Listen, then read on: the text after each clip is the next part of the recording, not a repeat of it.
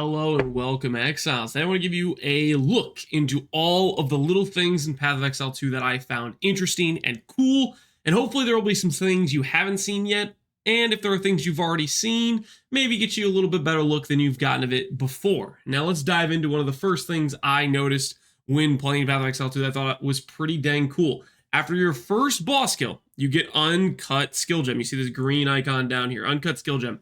This is their new system of introducing us to gems throughout the game as we get higher and higher level. This is just something that drops pretty regularly throughout our playthrough. I think between me and Geosis, we got through about 1.5 acts, halfway through Act 2, I want to say. And in the course of doing that, we each dropped probably about 10 uncut skill gems, maybe 10 uncut supports. They dropped pretty regularly, and they allowed us to equip and add into our build whatever skill we want to. You'll see we pull up these menus. I'll hit play right now. And the menus allow us, first of all, at the top, they pull up our base class. I'm a monk, he's a ranger. They have the base skills for that class, or the things that are basically monk-oriented skills or ranger-oriented skills. But these skills are not limited to what you can and cannot do. You can swap around the menu system. You'll see Yosis does it. I just clicked Tempest Bell because I thought it looked really cool, and I just went with it. Whereas Yosis, he looks around and then he scrolls through some of the other skills. There is no limitation on what skills you can and cannot use. You can go click a skill from another class and put it in your build. There's no limitation there. The only limitation in terms of skill use is the attribute requirements. Say your build has 100 dex and 100 int, but you need 50 dex and you don't have 50 dex. That's the thing that's going to limit you from using a skill. You'll notice also when we first picked up these gems, there was a Roman numeral 1 next to it. The skill gems technically have a level associated with them. This is just in relation to what zone level you drop the skill gem in. As you go through higher and higher zones, there'll be like a level 10 skill gem versus a level 1 skill gem in the early game.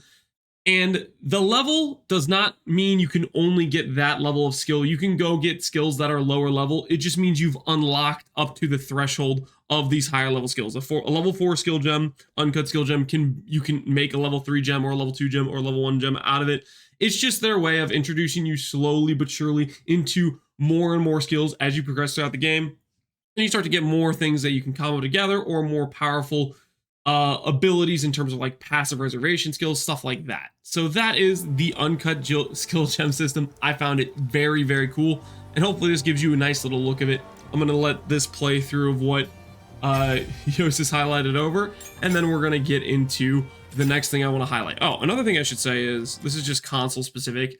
These keybinds screen here, very cool to work with. You can basically swap whatever skills you want into whatever keybinds you want, and just holding down the left trigger highlights these abilities. So for example, later in the game, I put, for example, my mana potion on the triangle on the L click trigger, and I put my life potion on the triangle, and then all I had to remember is if I'm doing mana, hold the trigger while pressing the triangle, versus if I'm doing life, I'm not holding the trigger, stuff like that. Very good keybind system, even though I wasn't used to a PlayStation controller at all, and I hadn't played controller like Xbox is what I used to play. I hadn't played it in a while. This still worked out really, really well for me, and I picked it up pretty quickly, even though initially I was like, it was completely foreign. It did not take long for me to learn and start getting pretty used to the controls. By the end of Act 1, I felt quite comfortable with it. Now next up here, I want to showcase leveling up, as it's a very cool animation. I just wanted to show it for you guys, as well as I want to showcase what it's like to allocate a passive in the game. Now every time you encounter something for the first time ever, you'll see the blinking arrow up at the left top. That is just the tutorial saying, hey man, this is the first time you've done a passive, here it is. Hey man, this is the first time you've used a flask, here it is. Hey man, every time you do your first skill point, here it is. Tutorial, it gives you a first time preview every single time, and that's kind of convenient, but then after that, it's not going to get in your way or bother you about it. And I want to highlight something very cool here, which is +5 to any attribute. You'll notice the passives that are travel notables on the tree, they all have this specific line here. It allows you to, every single time you go to your travel node, you can click to get either strength, dex, or intelligence. It gives you the choice. So say like in PoE 1, if you're a ranger character and all the nodes around you are dex, but you want to do like a spellcaster build that uses an int-based spell, you have a hard time getting that int. Well, now if you're trying to make a spellcasting ranger, you could actually allocate a bunch of int from your travel nodes, and you have that more control, which is pretty dang cool. I like this feature a lot. I am a really big fan of it. Another thing you'll notice is it's +5 to any attribute instead of +10 of a specific one. This is not because they're just trying to cut the power in half. This is because they've actually changed attribute scaling. From what I can tell, attributes have gotten maybe 1.5 to twice as strong.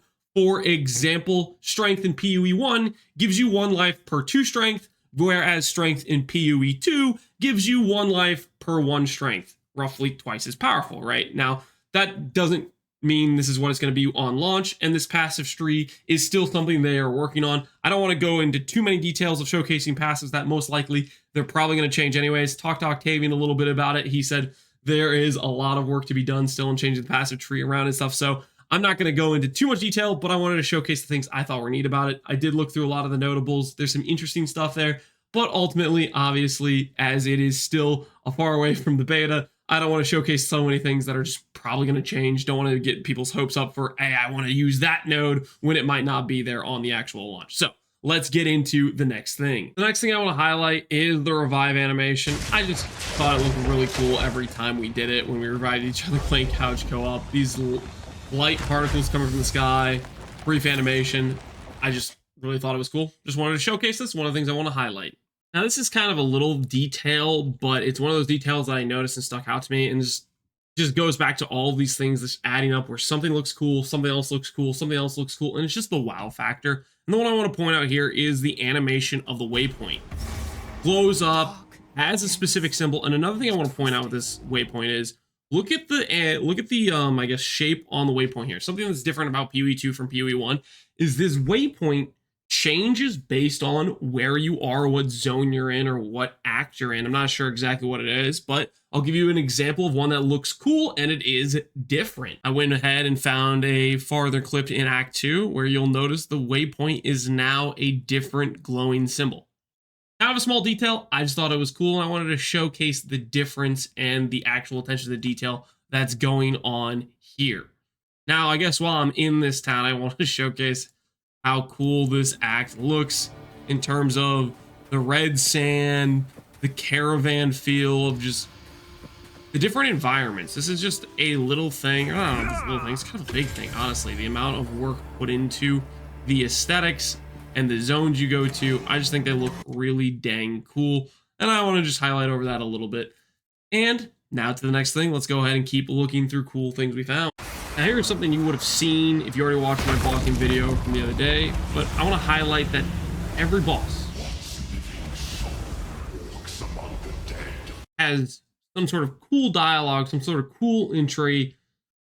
The stuff like that, you run into it a lot, and it hypes you up to try to beat this guy. What living soul walks amongst the dead? Whatever he's saying, right? Sounds cool. He's got a cool entrance, and that is the case for pretty much all the different bosses I fought while doing this.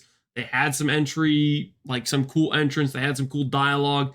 It's just something that made it feel cool when you beat them. It made you feel excited to fight them. Stuff like that, I liked a lot. Let's keep going. Here I want to highlight another detail that I found very cool, which is a lot of the quest objectives aren't just you click the thing and it's automatically done. You'll see these runic seals. I go around and my character actually has an animation for putting in the runic seals at each location. It's not just a you click it, nothing happens. The character physically has an animation for it, and that I find is pretty dang cool. You'll see I go to the last one as I was figuring out where it was. I was kind of blind, didn't see it to begin with.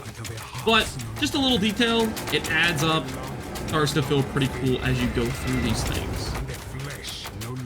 Now, next up here, I want to highlight doing a support gem. You'll notice when he opens up the menu here, it has this skill at the top, lightning arrow. That's one of his like 3 available skills he has, and it gives you support gem recommendations based on that skill. This is something where it just makes it easier, but you're not limited to these options. There is a show all option at the bottom here that you can click that will pull up all the possible support gems you could get at this junction.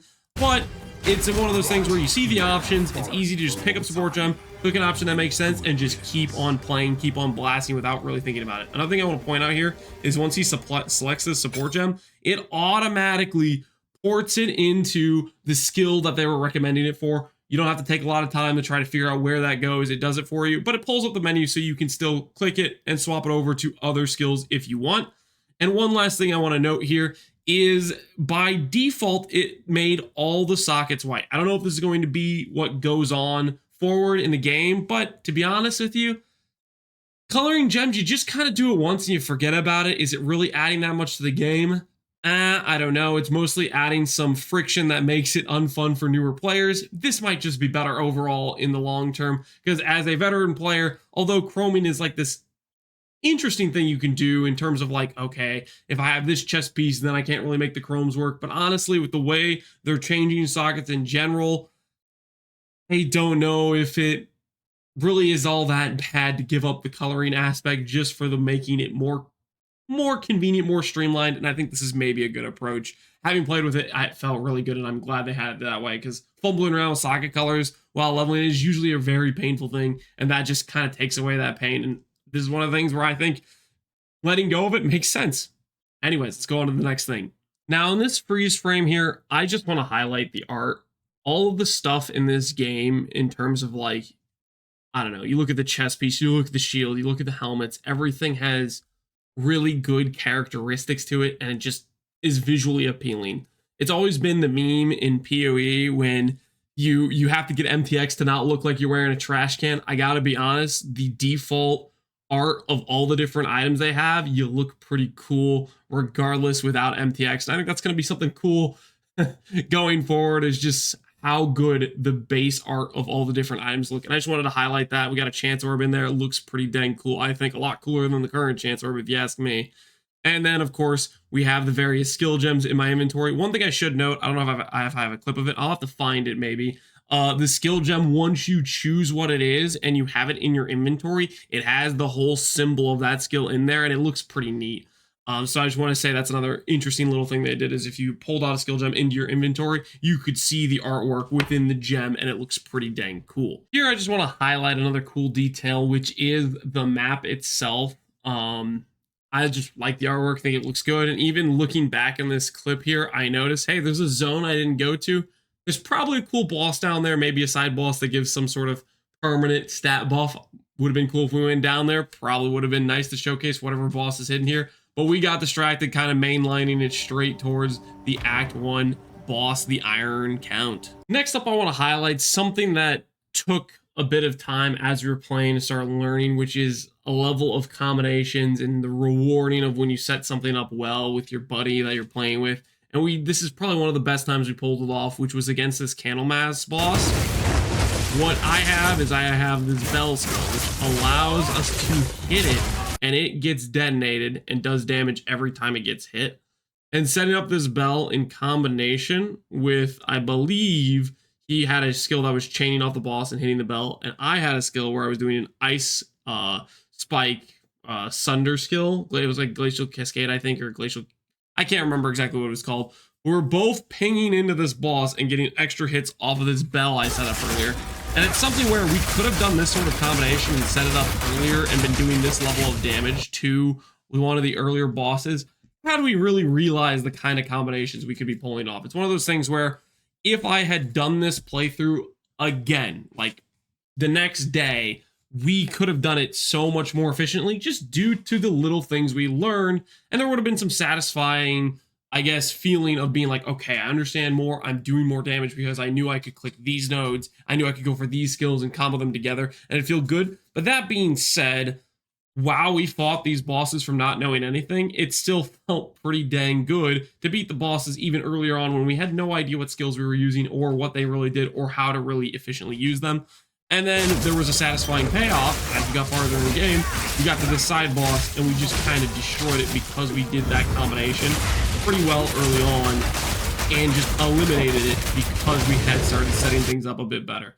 It felt real good when you got the combination right with the buddy you're playing with and just everything come together and you're just fist bumping afterwards because, yeah, that was pretty dang cool. And that's how it felt when me and Yosis killed this Candlemas boss. So that's just one of the things I liked while playing it and had a lot of fun with. Now, the next thing here I want to showcase is just part of enjoying the gameplay. I know a lot of people will look at the gameplay and they'll say, Lance, it looks slow. I'm used to just blowing up the whole screen.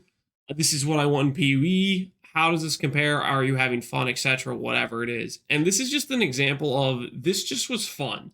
It wasn't necessarily fast, but it felt like at every corner, the enemies were trying to swarm us and overtake us. And we were basically trying to funnel them backwards into our attacks and running away, and then we'd go across a new corner and more enemies would be coming from the other direction, and we're like, okay, we gotta run away the other way, and then there's more enemies. They just kept swarming us, and even though it's not like a ton of enemies, right? If you think in PoE1 terms, you would have blown all those enemies up with just a few skill uses. That doesn't really compare in terms of that was just fun. It felt like we were fighting something. It felt like there was something actually happening.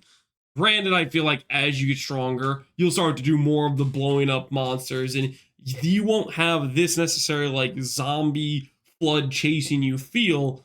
But something about this was just really, really satisfying. And I have to give it props where on the outside looking in, I had a little bit of a hard time seeing it. I didn't necessarily see how it would be fun, but actually playing it the day of, I was completely hooked, and I had a really, really fun time doing it. So I'm looking forward, and I can't wait for the next time I play Path of Exile 2, just because this sort of gameplay of fighting through monsters, although you like, I don't want to slog through monsters, you might find it more fun than people really give it credit for. Granted, I still feel it's going to be, as you get a stronger character, you're going to start to more steamroll and less be being chased, but the thing is still there, where different monsters do different things, and you have to interact with them differently, whereas in PoE1, all monsters kind of are pretty much the same no matter what. You just blow them up. So we'll see what that transpires to be. But this is something that I actually found quite enjoyable during my playtime. Just the taking on various different monsters and their mobs as they rushed you in room-to-room gameplay.